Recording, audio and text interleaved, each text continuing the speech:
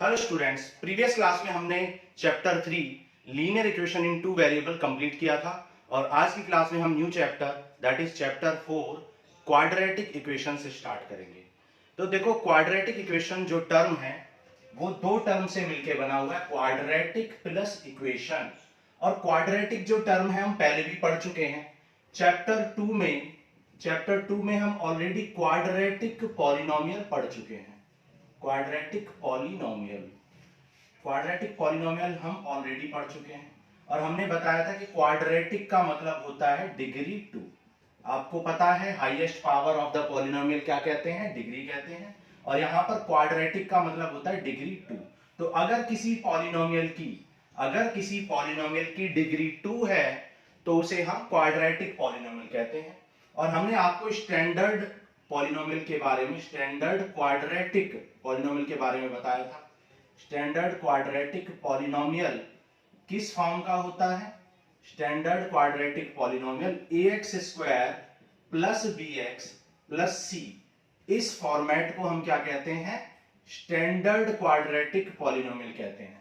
Standard quadratic polynomial क्योंकि इसमें जो पावर्स ऑफ द पॉलिनोमियल है और पावर्स ऑफ द वेरिएबल है वो डिक्रीजिंग ऑर्डर में है। x की हाईएस्ट पावर 2, देन x की पावर 1 और यहाँ पर x की पावर कितनी है? 0 है। तो डिक्रीजिंग ऑर्डर में जब हम किसी भी पॉलिनोमियल की पावर्स को लिख देते हैं या किसी भी इक्वेशंस की पावर को लिख देते हैं तो उसे हम क्या कहते हैं? उसे हम स्टैंडर्ड फॉर्म कहते हैं। तो स्टैंडर्ड फॉर्म में कोई भी quadratic polynomial ax square plus bx plus c के फॉर्मेट में होता है, where a b and c are real number. जहां a b c कोई भी रियल नंबर होते हैं जो कि fraction, decimal, integer, negative integer, positive integer, natural, कुछ भी हो सकता है, कोई भी रियल नंबर हो सकते हैं। But a should not be equal to 0। But a 0 नहीं होना चाहिए। अब a 0 क्यों नहीं होना चाहिए ये हमने आपको बताया था, क्योंकि अगर a की वैल्यू 0 हो जाएगी, अगर a 0 हो जाएगा तो ये पूरा टर्म 0 हो जाएगा और यहां पर x की पावर वाला टर्म यहां पर 0 हो जाएगा और हाईएस्ट पावर फिर x की पावर 1 बचेगी। और आप जानते हो जब x की पावर 1 होती है तो उसे क्वाड्रेटिक नहीं कहते, उसे लीनियर कहते हैं। तो ये क्वाड्रेटिक ही नहीं रहेगी, इसलिए कम से कम a नॉट इक्वल टू 0 होना चाहिए इस फॉर्मेट में। ठीक है, अब यहां पर a की डिफरेंट वैल्यू पुट करके आप डिफरेंट क्वाड्रेटिक पॉलिनोमियल्स बना सकते थे, डिफरेंट क्वाड्रेटिक पॉलिनोमियल। लेकिन अभी हमें क्वाड्रेटिक पॉलिनोमियल नहीं पढ़ना है, क्वाड्रेटिक इक्वेशन पढ़ना है। अब देखो, इक्वेशन का मतलब होता है, इक्वेशन का मीनिंग क्या होता है? इक्वेशन का मतलब होता है इक्वेटिंग टर्म्स। मतलब किन्हीं भी टर्म्स को अगर आप इक्वेट कर देंगे तो उसे क्या बोलते हैं? इक्वेशन कहते हैं। इक्वेटिंग टर्म्स को क्या कहते हैं? इक्वेशन। तो जब हम क्वाड्रेटिक पॉलिनोमियल को इक्वेट कर देते हैं, किसके इक्वेट? किसी भी रियल नंबर के इक्वेट कर देते हैं, कोई भी रियल नंबर के इक्वल कर देते हैं, तो इसे हम क्या कहते हैं? इसे हम क्वाड्रेटिक इक्वेशन कहते हैं। तो now this is called quadratic equation. ठीक है, जब हम किसी पॉलिनोमियल को लिखते हैं और उस पॉलिनोमियल को किसी रियल नंबर से इक्वेट कर देते हैं तो इसी को हम क्या कहते हैं? Quadratic equation. अब वो रियल नंबर कुछ भी हो सकता है, 0 भी हो सकता है। तो सपोज अगर रियल नंबर की वैल्यू 0 हुई तो ax square plus bx plus c equal to 0 will be quadratic equation. ठीक है, तो ax square plus bx plus c will be quadratic equation. मान लो यहां पर एक एग्जांपल हम लेते हैं और एक एग्जांपल में मान लो हमने कहा a की वैल्यू कितनी है? मान लो हमने कहा a की वैल्यू 2 है, b की वैल्यू मान लो कितनी है? 5 है एंड c की वैल्यू मान लो कितनी है? 3 है। ठीक है, a2 b5 एंड c3 है। तो आपका जो क्वाड्रेटिक पॉलिनोमियल है वो क्या बन जाएगा? आपका क्वाड्रेटिक इक्वेशन क्या बन जाएगी? क्योंकि इक्वेशन में इक्वल टू 0 भी हो सकता है, कोई नंबर भी हो सकता है। ठीक है, तो आपकी क्वाड्रेटिक इक्वेशन क्या हो जाएगी? 2x square plus 5x plus 3 equal to 0 and this is quadratic equation. और ये क्या है? क्वाड्रेटिक इक्वेशन है। तो अगर किसी क्वाड्रेटिक पॉलिनोमियल में हम उसको 0 के इक्वल कर दें या किसी भी नंबर के इक्वल कर दें, जरूरी नहीं है 0, अगर यहां पर 0 के अलावा हम कुछ और भी पुट कर सकते थे, 2x square plus 5x plus 3 और इक्वल टू मान लो मैंने पुट कर दिया 9। ठीक है, तो अब भी ये क्या है, अब भी ये क्वाड्रेटिक इक्वेशन है। ठीक है, बहुत सारे बच्चे सोचते हैं कि इक्वल टू 0 होने पे ही होगा, नहीं, ये अब भी क्वाड्रेटिक, क्योंकि 9 को इधर लाओगे तो ये 9 इधर आने से ये 5x माइनस 3 प्लस 3 माइनस 6 और अगेन ये 2x square plus 5x minus 3 हो जाएगा, which is also a quadratic equation. तो ये भी एक क्वाड्रेटिक इक्वेशन है। क्लियर है? तो इतनी बात आपको समझ में आ गई होगी, नोट कर लो, फिर आगे बढ़ते हैं। ठीक है, तो हमने आपको बताया कि क्वाड्रेटिक इक्वेशन का मतलब क्या होता है। अगर किसी भी क्वाड्रेटिक पॉलिनोमियल को क्या कर दे, इक्वेट कर दें, तो वो क्वाड्रेटिक इक्वेशन बन जाती है। ठीक है, क्वाड्रेटिक का मतलब क्या होता है, डिग्री 2। क्वाड्रेटिक का मीनिंग होता है डिग्री 2। ठीक है, नाउ अब देखो आगे बढ़ते हैं। अब एक रियल लाइफ से रिलेटेड एक एग्जांपल के बारे में बात की हुई है एनसीईआरटी में। एनसीईआरटी में एक रियल लाइफ से रिलेटेड एग्जांपल बोला हुआ है, वही एग्जैक्ट एग्जांपल ही हम ले लेते हैं। मान लो कोई हॉल है, ठीक है, मान लो कोई हॉल है जिसका एरिया कितना है, 300 मीटर स्क्वायर है और 300 यूनिट स्क्वायर है। कह रहा है उसकी लेंथ जो है वो x यूनिट है और ब्रेथ जो है वो 2x प्लस 1 यूनिट है। ठीक है, तो एनसीईआरटी में एग्जांपल गिवन है कि एक रेक्टेंगल है जिसकी लेंथ x यूनिट और ब्रेथ 2x प्लस 1 यूनिट है और उसका एरिया आपको गिवन है 300 मीटर स्क्वायर। तो आप जानते हो एरिया ऑफ रेक्टेंगल क्या होता है, एरिया ऑफ रेक्टेंगल होता है लेंथ इनटू ब्रेथ, और एरिया ऑफ रेक्टेंगल आपको गिवन है कितना, 300, लेंथ आपको पता है x और ब्रेथ आपको पता है 2x प्लस 1। ठीक है, तो जब आप इसको मल्टीप्लाई करोगे तो क्या आ जाएगा, 2x square plus x equal to 300, और इस 300 को उस साइड लाएंगे तो 2x square plus x minus 300 equal to यहाँ क्या बचेगा, 0। अब इस इक्वल टू 0 को आप इधर ना लिख के यहाँ भी लिख सकते हैं। तो ये हो गई आपकी क्वाड्रेटिक इक्वेशन। आप देख सकते हो ये एक क्वाड्रेटिक इक्वेशन है, और क्वाड्रेटिक इक्वेशन कोई नई चीज नहीं है, आप क्लास 8th 9th 10th, ठीक है, और सारी क्लासेस में ये सीख चुके हो और आगे भी सीखोगे। ठीक है, और इनको आप सॉल्व करना भी सीख चुके हो। आपने इनको सॉल्व करना सीखा था by the method of factorization. तो ऑलरेडी आप इन क्वेश्चंस को 8th 9th में भी सीख चुके हो। ठीक है, और आपको चैप्टर 2 पॉलिनोमियल्स में भी हमने जब जीरोस निकाले थे तो इसको इक्वल टू 0 कर देते थे, और तब भी हमने इनको सॉल्व करना सीखा था। तो देखो इन्हें सॉल्व करना बहुत इजी होता है। क्या करते हैं, 2 इंटू 300, 2 इंटू 300 क्या हो जाएगा, 600। ठीक है, सबसे पहले ए और सी को इंटू कर लेते हैं, इंटू कर लेते हैं रफ में। ठीक है, यहाँ पे इंटू नहीं करते, रफ में हमने इंटू कर लिया। और अब इसको ऐसे फैक्टराइज करेंगे कि यहाँ जो साइन है मतलब सब्ट्रैक्ट करके कितना आ जाए, 1x आ जाए, सब्ट्रैक्ट करके 1x आ जाए, ऐसे इनको क्या करेंगे, फैक्टराइज करेंगे। तो देखो 2 से कर दो तो 300, क्या 300 और 2 को सब्ट्रैक्ट करके 1 आएगा, बिल्कुल नहीं। 2 से करो 150 और 2 2 जा 4 को करके आएगा, नहीं। फिर किससे करोगे, 2 से कर लो, 2 2 जा 4 2 जा 8 और 75 को सब्ट्रैक्ट करके क्या 1x आएगा, नहीं आएगा। और फैक्टराइज कर लो, 3 से कर लो 25, 3 2 जा 6, 6 2 जा 12, 12 2 जा 24, क्या 24 और 25 को सब्ट्रैक्ट करके 1x आ सकता है, आ सकता है भाई। 24 और 25 को सब्ट्रैक्ट करके 1 आ जाएगा, तो ले आओ, तो ये आ जाए 2x square plus 25x minus 24x minus 300 equals to 0।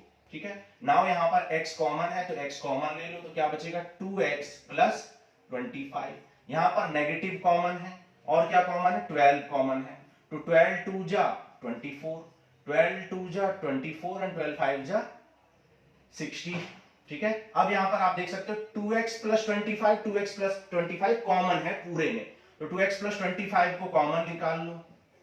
तो जब इसको कॉमन निकाल लोगे तो क्या बचेगा, x माइनस 12 वाला टर्म बच जाएगा, और इक्वल्स टू में क्या आ जाएगा, 0।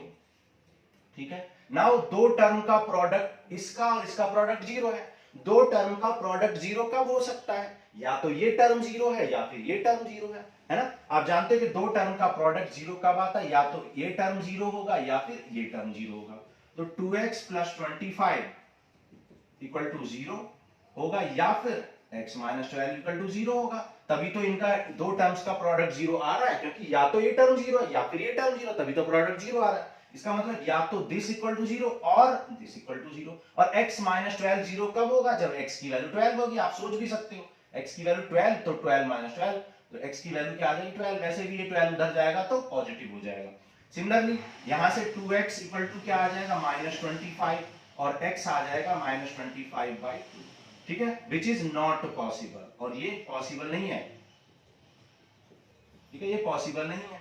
और जब हमने आपको पॉलिनोमियल्स पढ़ाया था तो वहां पे आपको बताया था कि किसी भी क्वाड्रेटिक इक्वेशन के उतने ही जीरोस होते हैं उतने ही जीरोस पॉसिबल होते हैं जितने उसकी क्या है डिग्री है या हाईएस्ट पावर है। यहां पर हाईएस्ट पावर 2 है, इसलिए यहां पर कितने पॉसिबल सॉल्यूशन होंगे 2, 1 एंड 2। हालांकि ये सॉल्यूशन पॉसिबल क्यों नहीं है, क्योंकि आप एक रियल लाइफ की बात कर रहे हैं, रियल लाइफ एग्जाम्पल की बात कर रहे हैं, और यहां पर लेंथ और ब्रेथ कभी भी नेगेटिव नहीं हो सकते हैं, इसलिए हमने इसको लिखा नॉट पॉसिबल। सो x की वैल्यू क्या हो जाएगी 12 हो जाएगी। और x हमने किसको लेट किया था लेंथ को, तो लेंथ ऑफ रेक्टेंगल जिसको मैंने क्या लेट किया था x, इतना आ गया है 12 मीटर आ गया है। ठीक है, उसी तरह ब्रेथ ऑफ रेक्टेंगल क्या हो जाएगी, ठीक है, ब्रेथ ऑफ रेक्टेंगल, तो ब्रेथ ऑफ रेक्टेंगल हो जाएगी क्या लेट की क्या गिवन थी 2x plus 1, 2x plus 1 given थी ब्रेथ, तो x की वैल्यू 12 है तो पुट कर दो, 12 टू जा 24 प्लस 1 यानी 25 मीटर। ठीक है, ये हो गई आपकी ब्रेथ। आप चेक भी कर सकते हो भाई, 12 और 25 को मल्टीप्लाई करोगे तो 300 आ जाएगा, एरिया आ जाएगा। लेंथ और ब्रेथ को इंटू करने से एरिया आता है, और एरिया गिवन भी 300 है, इसका मतलब आपका आंसर बिल्कुल करेक्ट है। आपकी लेंथ 12 एंड ब्रेथ क्या है 25 है। तो इस तरीके से हमें क्वाड्रेटिक इक्वेशंस को रियल लाइफ एग्जांपल्स में और रियल लाइफ कंडीशंस में हमें जरूरत पड़ती है क्वाड्रेटिक इक्वेशंस को सॉल्व करने की। यहां पर हम क्वाड्रेटिक इक्वेशंस को हमने किससे सॉल्व किया, factorization method of solving quadratic equation से सॉल्व किया। आगे चल के हम बहुत सारे और भी मेथड पढ़ेंगे, और क्योंकि ये मेथड हम पढ़ चुके थे और एक्सरसाइज 4.2 में हम इसे फिर से पढ़ेंगे, तो यहां पर हमने थोड़ा सा रिवीजन भी ले लिया। ठीक है, अब नोट कर लो, फिर हम एग्जांपल्स करते हैं एनसीईआरटी के। अब देखो एग्जांपल नंबर 1 करते हैं।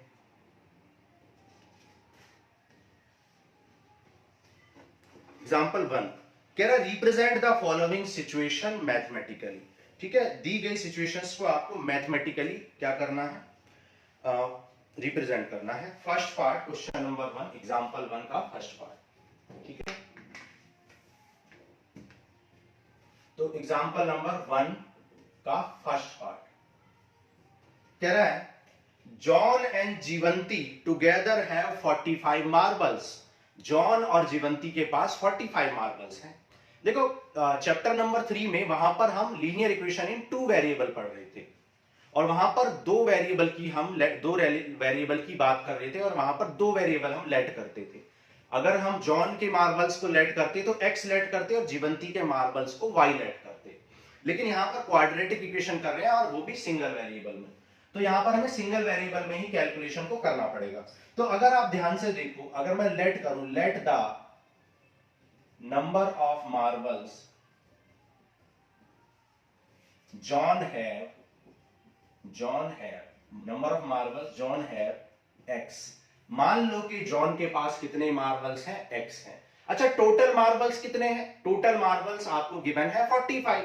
टोटल मार्बल्स 45 हैं, तो रिमेनिंग मार्बल जो होंगे, भाई हमने एक के पास कितना लेट कर लिया x, मैंने कहा भाई एक बंदे के पास 10 मार्बल है और टोटल 45 है, तो आप बचे हुए कैसे बताओगे, भाई टोटल में से वो 10 को यानी एक बंदे के पास जितने वो माइनस कर दोगे, तो बचे हुए जो होंगे वही आ जाएंगे किसके पास, दूसरे बंदे के पास। सेम वे हमें यहां भी करना है। Let the number of marbles Jeevanti है, ठीक है, जीवंती के पास कितने हो जाएंगे, भाई टोटल 45 है और x जॉन के पास है, तो बचे हुए यानी दैट इज 45 में से x निकालने के बाद जो भी बचेंगे वो किसके पास होंगे, जीवंती के पास होंगे। तो ये फर्स्ट कंडीशन हमने रीड कर ली थी। अब आगे पढ़ते हैं। ठीक है, जितना पढ़ना है उतना ही सॉल्व करना है, पूरा क्वेश्चन नहीं पढ़ना है। देखो, both of them lost 5 marble each. दोनों ने 5 मार्बल लॉस्ट कर दिए, ठीक है, खो दिए। ठीक है, दोनों ने 5 मार्बल खो दिए, लॉस कर दिए। तो अब क्या होगा, रिमेनिंग मार्बल्स जॉन, ठीक है, remaining marble John have after losing 5 marbles, ठीक है। 5 मार्बल लॉस करने के बाद जॉन के पास कितने मार्बल्स रिमेनिंग बचेंगे? भाई x मार्बल्स थे और 5 उसने क्या कर दी? लॉस्ट कर दिए, खो दिए, तो 5 निकाल दो उसमें से, ठीक है। उसी तरीके से रिमेनिंग मार्बल्स जीवंती है आफ्टर लूजिंग 5 मार्बल्स। भाई अभी कितने थे उसके पास? 45 माइनस एक्स, और उसमें से 5 उसने लॉस्ट कर दिए, तो कितने बचेंगे? 40 माइनस एक्स। 45 माइनस 5 क्या? 40 माइनस एक्स, ठीक है। तो इतने मार्बल्स बचे। अब आगे पढ़ते हैं। कह रहा है product of the number of marble they now have is 124। अब उनके पास जितने मार्बल हैं उनका प्रोडक्ट क्या है? 124 है, ठीक है। प्रोडक्ट ऑफ मार्बल्स नाउ, भाई अब कितने मार्बल्स हैं? कितने हैं? एक के पास x माइनस 5 है और दूसरे के पास 40 माइनस एक्स है, और कह रहा है इनका प्रोडक्ट कितना है? इनका प्रोडक्ट आपको गिवन है 124, ठीक है। अब देखते हैं आगे क्या कह रहा है। कह रहा है we would like to find out how many marbles they had to start with.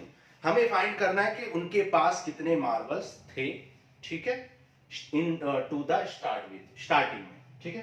Starting में कितने मार्बल थे, तो इसको मल्टीप्लाई कर लो। देखिए ये जाएगा x into 40x, x into x square, 5 into 40 200, minus 5 into x plus 5x equal to 24।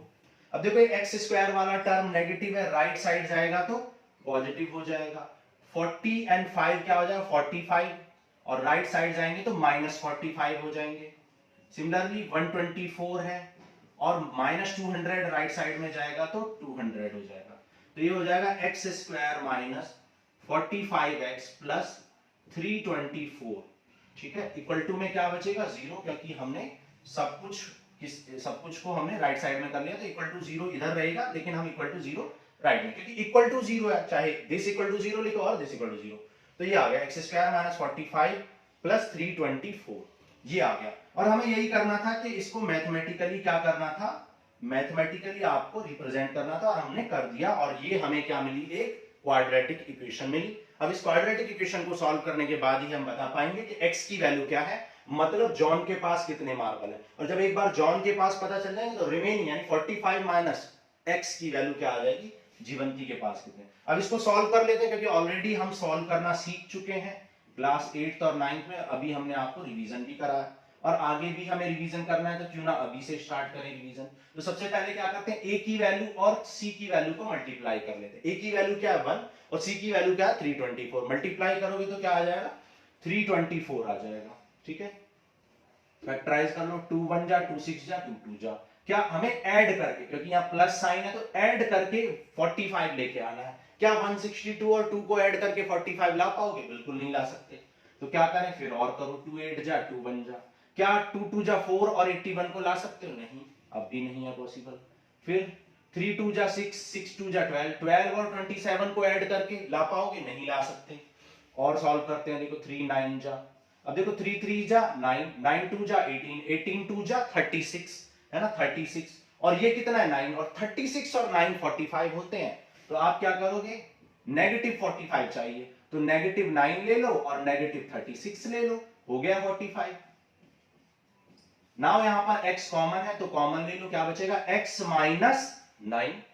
फिर यहां क्या कॉमन है? यहां पर 36 कॉमन ले लो, तो क्या बचेगा? x माइनस 9, ठीक है। 9 6 जा 54, 9 3 जा 27 एंड 5 32, ठीक है। नाउ अब यहां पर देखो क्या करोगे आप? x माइनस 9 पूरे में कॉमन है, तो x माइनस 9 को कॉमन ले लो, तो क्या बच जाएगा? x माइनस 9 को कॉमन निकाल लोगे तो क्या बचेगा? x माइनस 36 बच जाएगा। अगेन वही कंडीशन आपको मिल गई है, क्या?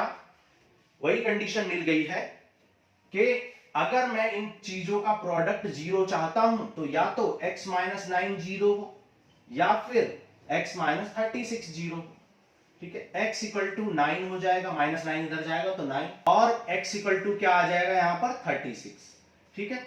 अब देखो x की वैल्यू 9 आ चुकी है, x की वैल्यू 36 आ चुकी है, ठीक है। अब देखो मैं आपको एक बात बतानी भूल गया कि मैंने आपको बताया था चैप्टर 2 में मैं जब भी आपको जीरोज निकालता था तो मैं उनको पोल्स भी बोला करता था, ठीक है। तो मैं वहां पर जीरोज को पोल्स और रूट्स भी बोला करता था। देखो होता क्या है, जब हम किसी पॉलिनोमियल को सॉल्व करते हैं तो वहां पर जो x की वैल्यू ऐसी वैल्यू मिलती है जो गिवन पॉलिनोमियल को जीरो बना देती है। Those value of x which makes the given polynomial zero are called zeros of polynomial. Similarly, यहां पर ऐसी वैल्यू ऑफ x जो गिवन क्वाड्रेटिक इक्वेशन को जीरो बना देंगी या सेटिस्फाई कर देंगी, उन्हें रूट्स ऑफ द पॉलिनोमियल कहते हैं। और आप देख सकते हो यहां भी x की जो वैल्यू है वो इसको जीरो बना रही है। भाई x की वैल्यू अगर यहां पर पुट करोगे, अगर वेरिफिकेशन आप करना चाहें, अगर वेरिफिकेशन करना चाहें कि x इक्वल टू 9 इसका सॉल्यूशन है या नहीं है, तो 9 स्क्वायर इंटू 45 ये आ जाएगा। और जब इसको आप सॉल्व करोगे तो ये सब कैंसिल हो जाएगा, क्या आ जाएगा, जीरो। इसका मतलब है x इक्वल टू 9 इस इक्वेशन को सेटिस्फाई कर रहा है और जीरो बना रहा है। So x equal to 9 is zero of this quadratic equation. और x इक्वल टू 36 पुट करोगे तो x equal to 36 is also zero of this quadratic equation. तो आप देख सकते हो कि zeros and roots and poles are synonymous. आप इन्हें सिनोनिमसली यूज कर सकते हो, ये एक ही चीज होती है, आप जीरोज कहें या रूट्स कहें। पॉलिनोमियल के केस में आप जीरोस कहते हैं, क्वाड्रेटिक इक्वेशन या इक्वेशंस के केस में इन्हें हम पॉलिनोमियल के केस में आप इन्हें जीरोस कहते हैं, और क्वाड्रेटिक इक्वेशन या किसी भी इक्वेशन के केस में आप इन्हें क्या बोलते हैं, रूट्स बोलते हैं। लेकिन ये सिनोनिमसली है और आप इन्हें इक्वली मतलब सेम होते हैं और आप इन्हें यूज कर सकते हो एक दूसरे के सिनोनिमसली, ठीक है। तो ये बात आपको समझ में आ गई। तो ये हो गया फर्स्ट पार्ट, नोट कर लो, फिर सेकंड पार्ट करते हैं, ठीक है। अच्छा, यहां पर x की वैल्यू 9 आ गई, x की वैल्यू 9 आ गई। अगर जॉन के पास 9 हो जाएंगे, मतलब x की वैल्यू 9, तो जीवंती के पास कितना हो जाएगा, जीवंती के पास 45 माइनस 9 दैट इज 36 हो जाएगा। लेकिन अगर जीवंती के पास 36 हो जाएगा, मतलब अगर x की वैल्यू 36 तो जॉन के पास 36 तो जीवंती के पास 45 माइनस 36 दैट इज 9 हो जाएगा। तो यहां पर ऐसा है कि जब इसके पास 9 है तो इसके पास 36, जब इसके पास 36 है तो इसके पास 9 है, ठीक है। तो दोनों क्या है, रिवर्स ऑर्डर में भी करेक्ट हैं, दोनों आंसर पॉसिबल। देखो सेकंड पार्ट करते हैं। कह रहा cottage industry produces certain number of toys in A day, ठीक है। तो कॉटेज इंडस्ट्री जो है वो certain number of toys produce करती है इन ए डे। तो सबसे पहले हम लेट कर लेते हैं, let the number of toys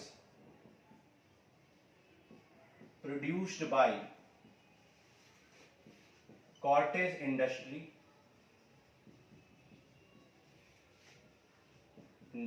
per day, ठीक है। पर डे मान लो कितने टॉयज प्रोड्यूस करती है, x टॉयज प्रोड्यूस करती है। एक minute, cottage industry per day कितने टॉयज करती है, x टॉयज करती है, ओके।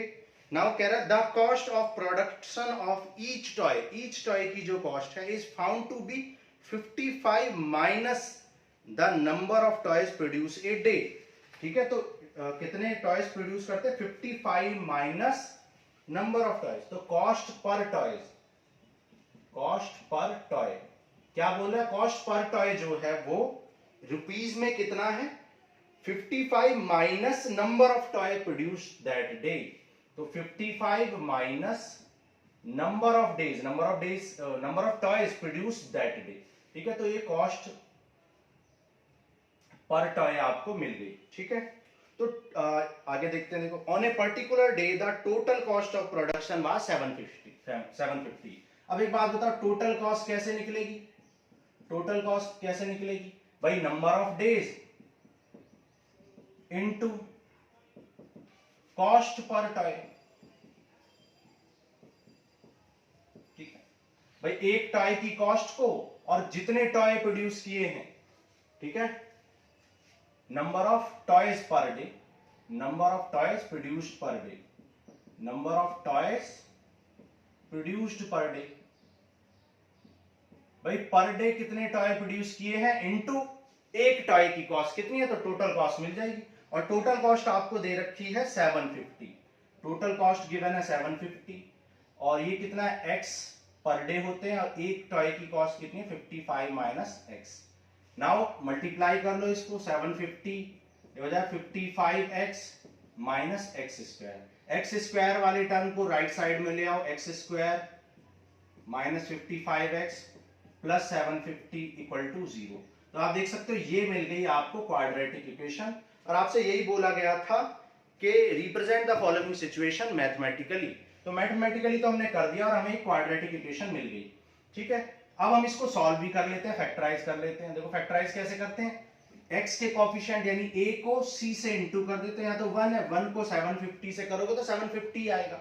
अब 750 को फैक्टराइज कर लो, 2 से कर लो, मान लो 2 3 जा 2 7 जा 2 5 जा, फिर 5 कर से कर दो, 5 7 जा 35 एंड 5 5 जा 25। ठीक है, ऐड करके कितना लेके आना है, 25 लेके आना है ऐड करके, है ना। ऐड करके कितना लाना है, 25। 2 3 जा 6, 2 7 जा 15 एंड 2 5, बिल्कुल ठीक है। अब आगे करते हैं, देखो 15 5 जा 75। ठीक है, आप चाहते तो 3 से भी कर लेते। देखो ये आ गया 5 5 जा 25 एंड 5 2 जा 30, और 30 और 25 कितना होता है, 55। तो हो गया 30 और 25, 55 आ जाएगा। यहां पर x कॉमन लो तो क्या बचेगा, x माइनस 30। यहां पे 25 कॉमन लो तो x minus 30 equal to 0। Now x minus 30 common है दोनों में, तो कॉमन निकाल लो, क्या बचेगा अंदर, x माइनस 25। अगेन इन दोनों चीजों का प्रोडक्ट 0 है। जब दो चीजों का प्रोडक्ट 0 है, या तो फर्स्ट टर्म 0 होगा या फिर सेकंड टर्म 0 होगा, तभी तो उनका प्रोडक्ट 0 आ रहा है। तो यहां से x की वैल्यू क्या आ जाएगी, 30, या फिर x की वैल्यू आ जाएगी 25। ठीक है, तो x आ गया 30 and 25। If x equal to 30, अब यहां पर दो केस बन गए। अगर x की वैल्यू 30 लोगे तो कॉस्ट यानी y की वैल्यू क्या हो जाएगी, या कॉस्ट पर टॉय क्या हो जाएगी, कॉस्ट पर टॉय कितना था, 55 माइनस एक्स, तो ये 55 माइनस 30 दैट इज 25। और अगर इफ x की वैल्यू 25 लोगे तो कॉस्ट पर टॉय कितनी हो जाएगी, कॉस्ट पर टॉय हो जाएगी 55 माइनस 25 दैट इज 30। तो अगर पर डे 25 टॉय बनते हैं तो एक टॉय की कॉस्ट 30 है, और अगर पर डे 30 टॉयज बनते हैं तो एक टॉय की कॉस्ट 25 है। पूछा क्या गया था, वी वुड पूछा कुछ नहीं था, बस यहां पर अच्छा पूछा था, we would like to find out the number of toy produce per day. तो number of toy produce per day कितना है, 30, और कॉस्ट पर टॉय कितनी है, 25। और ये भी आंसर पॉसिबल है, x इक्वल टू 25 और x इक्वल टू 30। यहाँ दो आंसर क्यों आ रहे हैं, क्योंकि आपको पता है ये क्वाड्रेटिक इक्वेशन है, क्वाड्रेटिक इक्वेशन के हमेशा दो आंसर आते हैं, लेकिन कभी कभी एक आंसर क्या हो जाता है, इनवैलिड, नेगेटिव आने की वजह से, क्योंकि नेगेटिव रियल लाइफ एग्जाम्पल में नेगेटिव चीजें नहीं होती हैं। ओके, तो ये हो गया second part of question number 1। Example 2 करते हैं, नोट करो। देखो एग्जाम्पल 2 कह रहा है, check whether the following are quadratic equations. Check करना है कि ये क्वाड्रेटिक इक्वेशन है या नहीं है। फर्स्ट पार्ट आपको गिवन है, फर्स्ट पार्ट में आपको गिवन है x minus 2 whole square equal to plus 1 equal to 2x minus 3।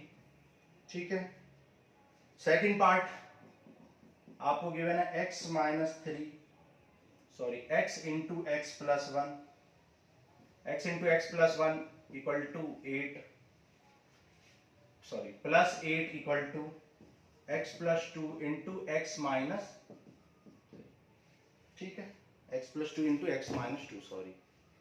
ठीक है, तो ये आपको एग्जाम्पल गिवन है। तो देखो सॉल्व करते हैं।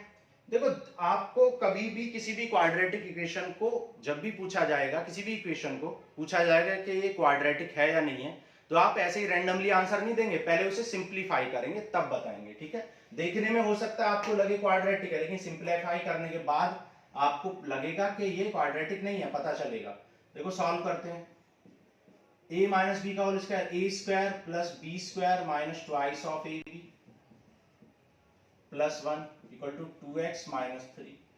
ठीक है, तो ये हो गया x स्क्वायर प्लस 4, 2 2 जा 4x सॉरी 2ab। ठीक है, यहाँ पे गड़बड़ कर दी, तो ये आ जाएगा 2 2 जा 4x हो जाएगा plus 1 equal to 2x minus 3। ठीक है, इस 2x को लेफ्ट साइड में ले आओ, एक्स स्क्वायर, 2x इधर जाएगा तो माइनस 4x माइनस 2x, और 4 प्लस 1 5, और 3 इधर जाएगा तो plus 3 equal to 0। So x square minus 6x plus 8 equal to 0। ठीक है, और आप देख सकते हो यहां पर हाईएस्ट पावर कितनी है, हाईएस्ट पावर या फिर क्या कह सकते हैं डिग्री, डिग्री कितनी है यहां पर 2 है, since highest power or degree is 2, hence given equation is quadratic equation. Given equation क्या है, क्वाड्रेटिक है, given equation is quadratic. Okay, first part हो गया। सेकंड करते हैं, देखो सेकंड में देखो x square plus x plus 8, यहां भी x square minus 2 square, a plus b a minus b, a square minus b square, x square plus 1x plus 8, ये एक्स स्क्वायर इधर जाएगा तो माइनस एक्स स्क्वायर, 2 2 जा 4 और 4 इधर जाएगा तो plus 4 equal to 0। X square से एक्स स्क्वायर कैंसिल, तो क्या आ गया x प्लस 12 इक्वल टू 0। और आप देख सकते हो ये क्वाड्रेटिक नहीं है, ये क्या है, लीनियर है, क्योंकि x की हाईएस्ट पावर 1 है। Since highest power is 1, highest power is 1, so given equation is not quadratic। ये क्वाड्रेटिक नहीं है, क्या है ये, लीनियर है, क्योंकि यहां पर highest power of x is 1। Second part हो गया ये, नोट करो। फिर थर्ड एंड फोर्थ पार्ट करते हैं।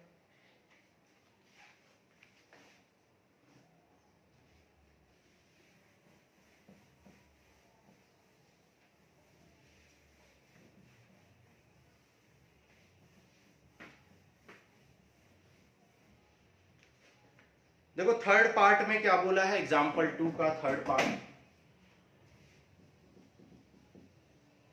कह रहा है x into 2x plus 3 equal to x square plus 1, और फोर्थ पार्ट में क्या गिवन है, x plus 2 whole cube equal to x cube minus 4। ठीक है, देखो सिंप्लीफाई करेंगे तब आप आंसर देंगे कि क्वाड्रेटिक है या नहीं है। तो ये देखो, ये आ जाएगा 2x square plus 3x equal to x square plus 1। ठीक है, मल्टीप्लाई कर लिया। अभी एक्स स्क्वायर को एक्स स्क्वायर के पास ले आओ, और 3x माइनस 1 आ जाएगा, ये इक्वल टू 0 बचेगा, एक्स स्क्वायर बचेगा प्लस 3x माइनस 1। ठीक है, और इक्वल टू 0। आप देख सकते हो यहां पर हाईएस्ट पावर कितनी है, 2 है। तो सिंस हाईएस्ट पावर इज 2 और डिग्री इज 2, ये भी कह सकते हैं, degree is 2, hence given equation is quadratic.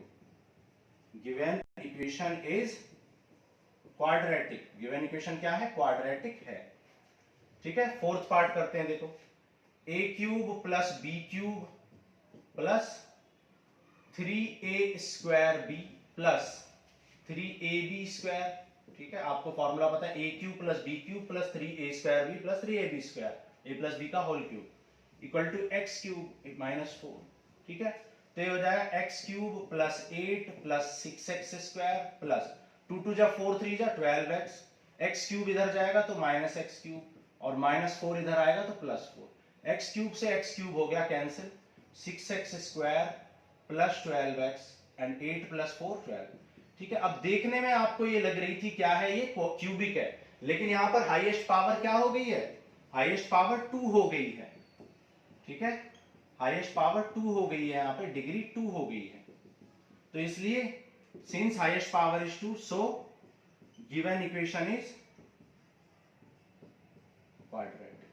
ठीक है, तो जब भी आपको किसी भी इक्वेशन के लिए डिसाइड करना होगा ये क्वाड्रेटिक है, लीनियर है, क्यूबिक है, तो सबसे पहले सिंप्लीफाई करेंगे।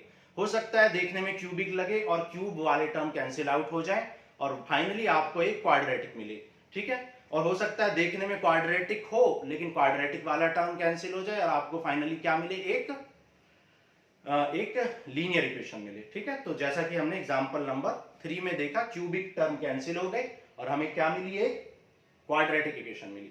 So this ends with your conceptual and introduction class of exercise 4.1। अब नेक्स्ट क्लास में हम एक्सरसाइज 4.1 सॉल्व करेंगे। Thank you.